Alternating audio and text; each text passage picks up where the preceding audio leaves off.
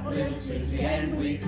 The movie's over, it's 4 o'clock, and we're in trouble deep. Wake up, little Susie. Wake up, little Susie. What are we going to tell your mama? What are we going to tell your pa? What are we going to tell our friends when they say, ooh la la, wake up, little Susie. Wake up, little Susie.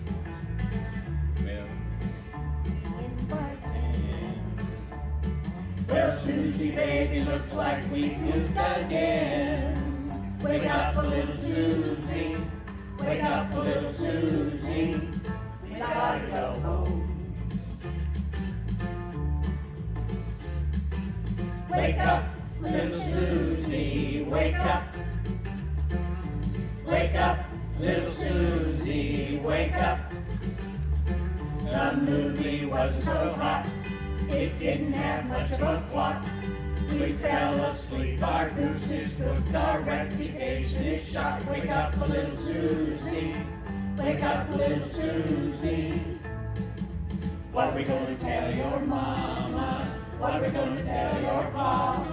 What are we going to tell our friends when they say, ooh la la, wake up, little Susie. Wake up, little Susie. Wake up, little Susie. Wake up!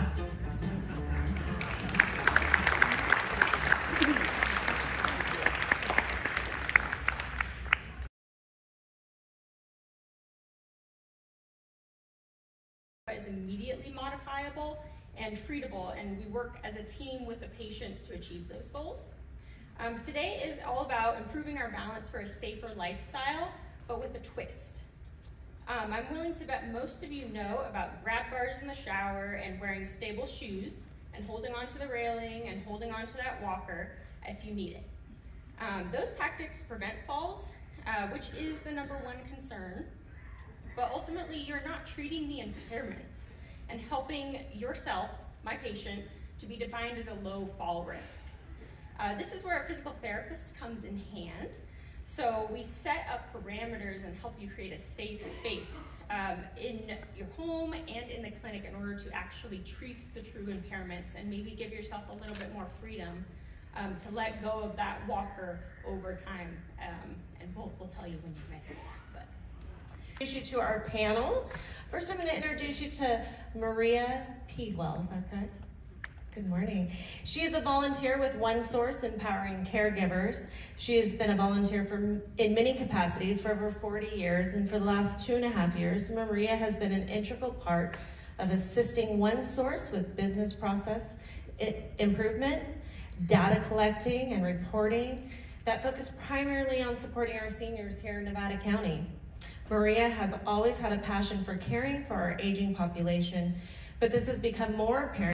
Peter has been in senior care for the last 17 years, working in various roles.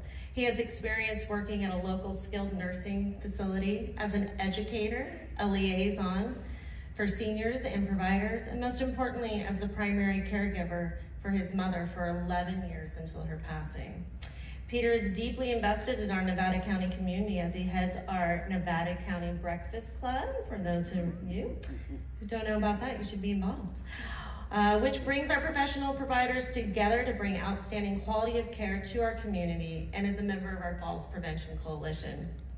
Peter provides great referral services for our community and is zealous about our soon-to-open senior center. Let's be happy about that.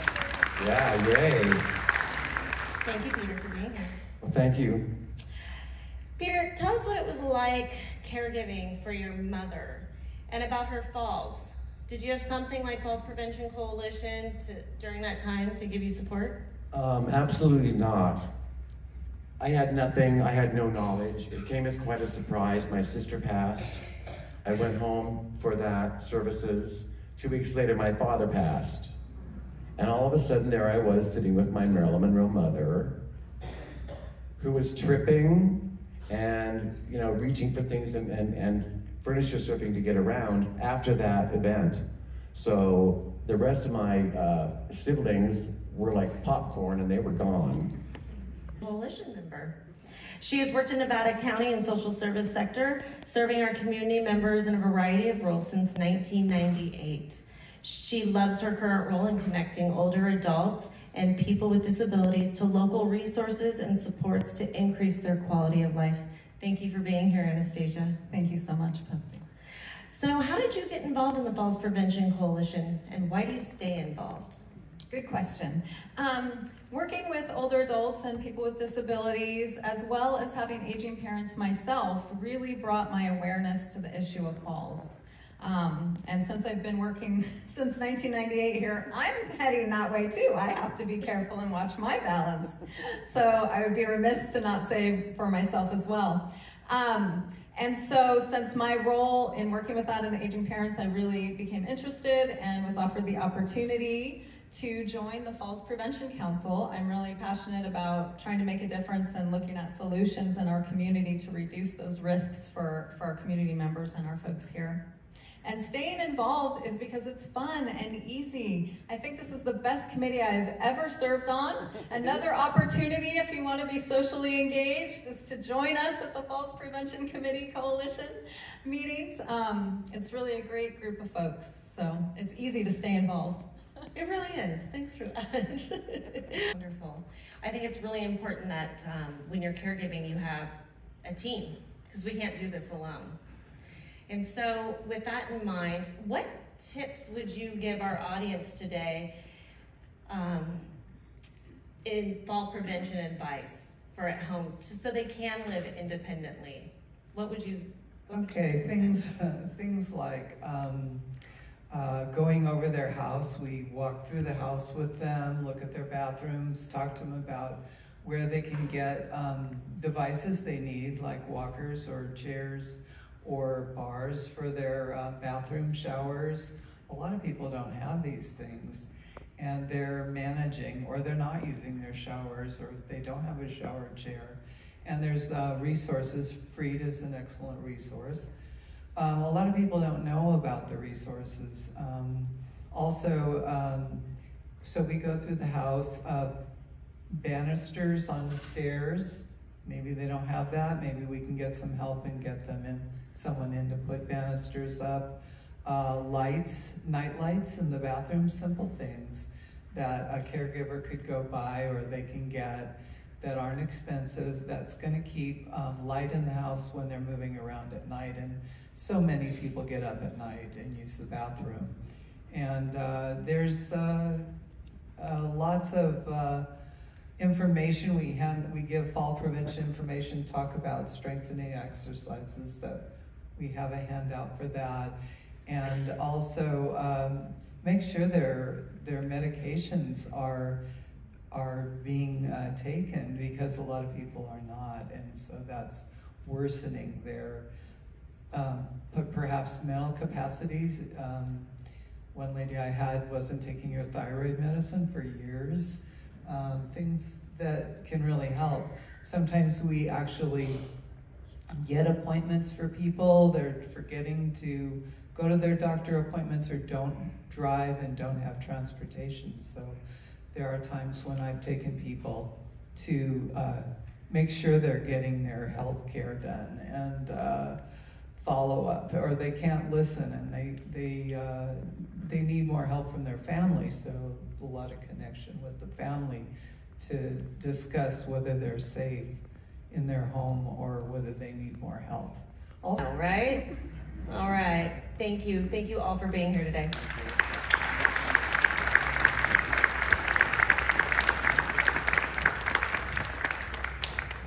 All right, next up, Partners in Care, $25 gift card for Target.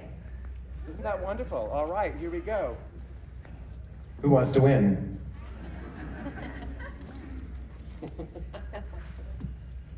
Okay. I just said this, don't get this to you. Yeah, got it. Ladies and gentlemen, this is Brianna from Eschaton. Our winning ticket for the Partners in Care gift card is 14818275, pink ticket.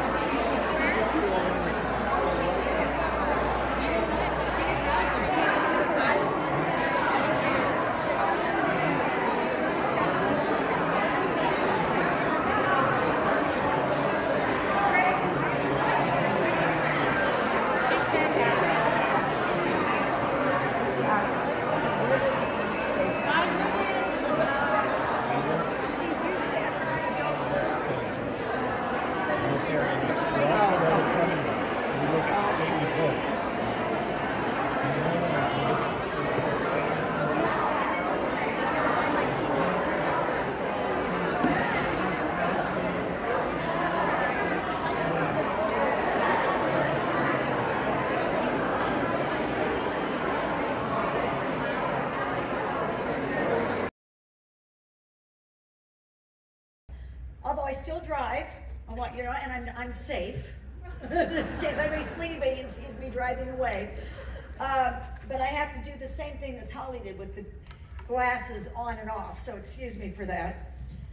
Before I get to the meat of my talk, I want to tell you that my mother always said I was a natural-born entertainer, because when I was 3 or 4, my first time performing in front of an audience was for my church. For the little kiddies, 3 to 11, were going to sing Father's Day songs for our fathers, and we were really excited. We'd practiced a long time, and we were all lined up in the foyer, ready to come on, hearing our entrance music, and I had to go to the bathroom. And I do that a lot before performing, and I think it's like a mental thing. I don't really have to, but anyway. So I took off, ran to the bathroom, and I'm sitting there, and I hear the entrance music going. And I think, I ran out, got in line just in time to get up onto the pulpit. And the first song we sang goes like this.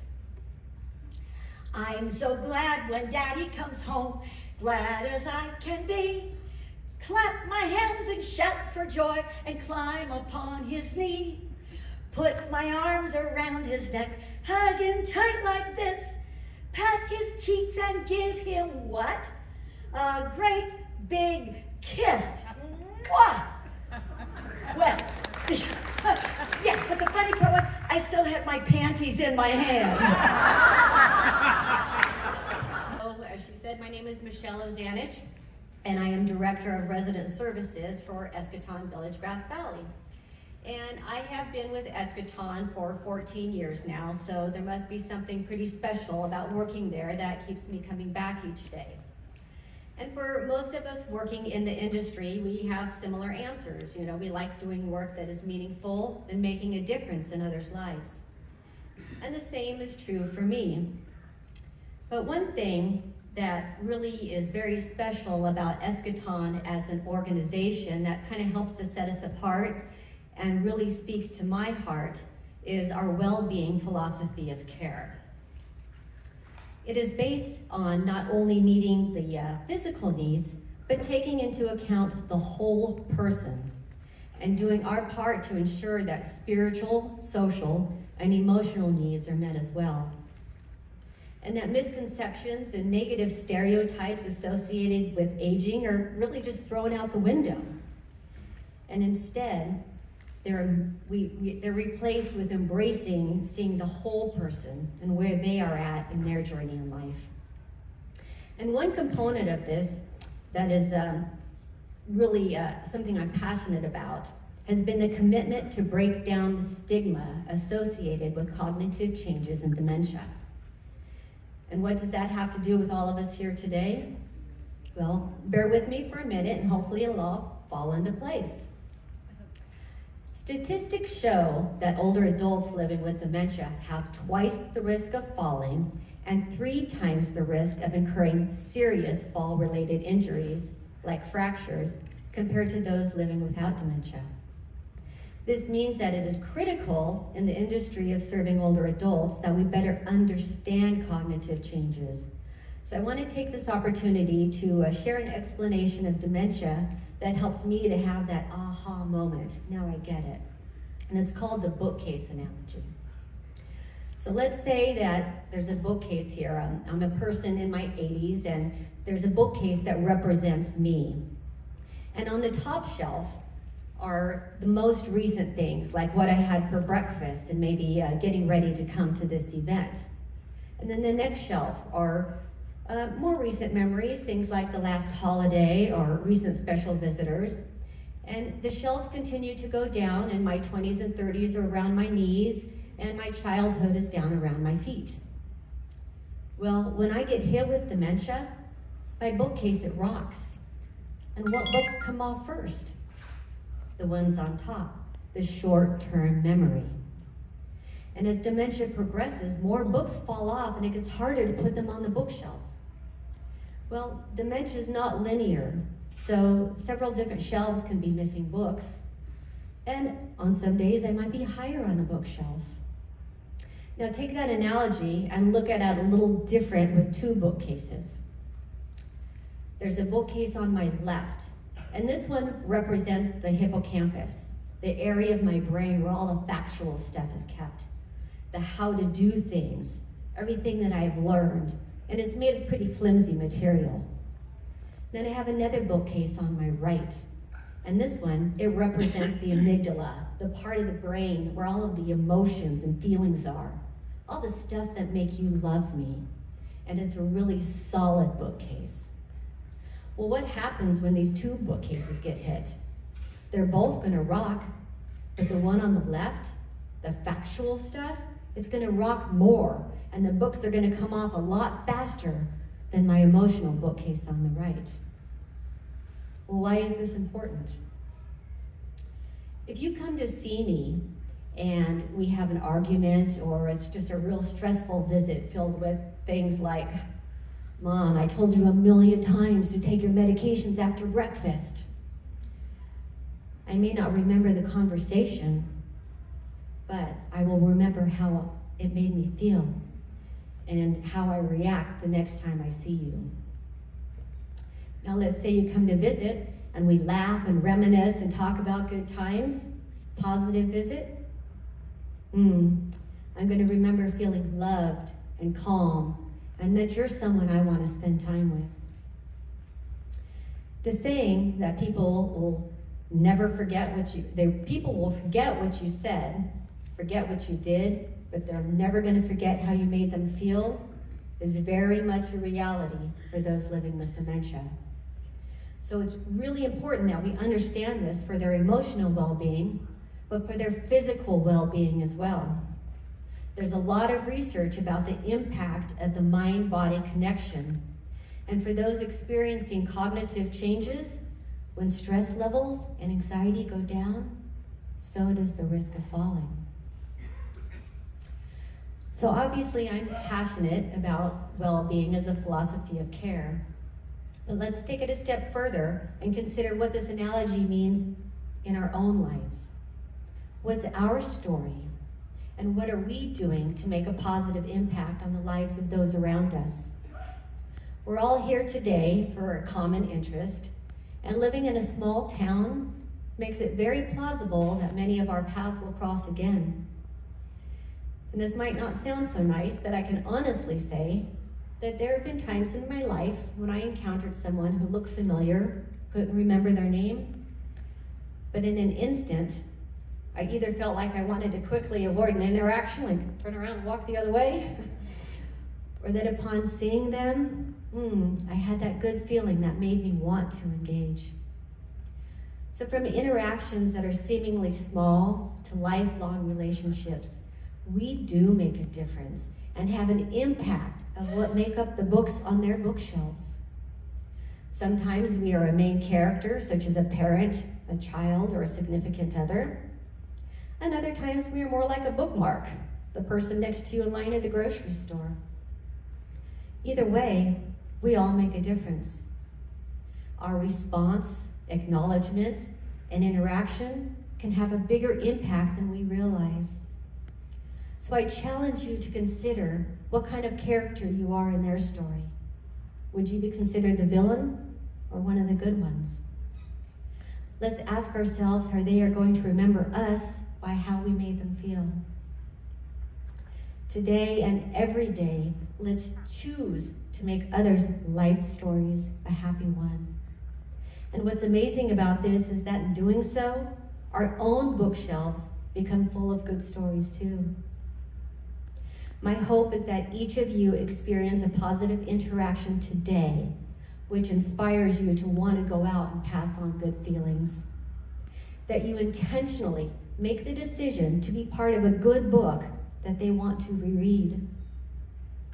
Whether it's being a footnote or an epic character in a story, to an entire book on someone else's bookshelf, you make a difference in others' well-being. Be the reason someone has a good day. When they forget what you said and forget what you did, their lives are still better off for having had you in it. So I just encourage you to enjoy the rest of this day, and I want to thank the many people who put together so much time and effort to this amazing event. And if you're interested in learning more about Eschaton or the well-being philosophy of care, please come and see us. Thank you.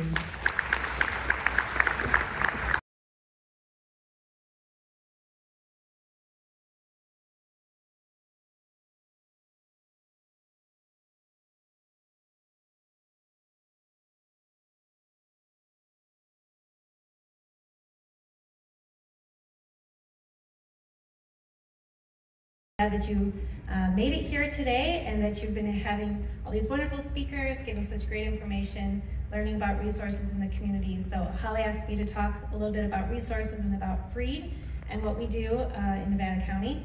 I know a lot of you have probably heard of Freed in the past, but I feel like in the community there's sort of a vagueness of what exactly does Freed do? Who are we? So I wanted to spend a little bit of time this morning, hopefully short, 10 minutes is what I've been given, so I'm going to be quick.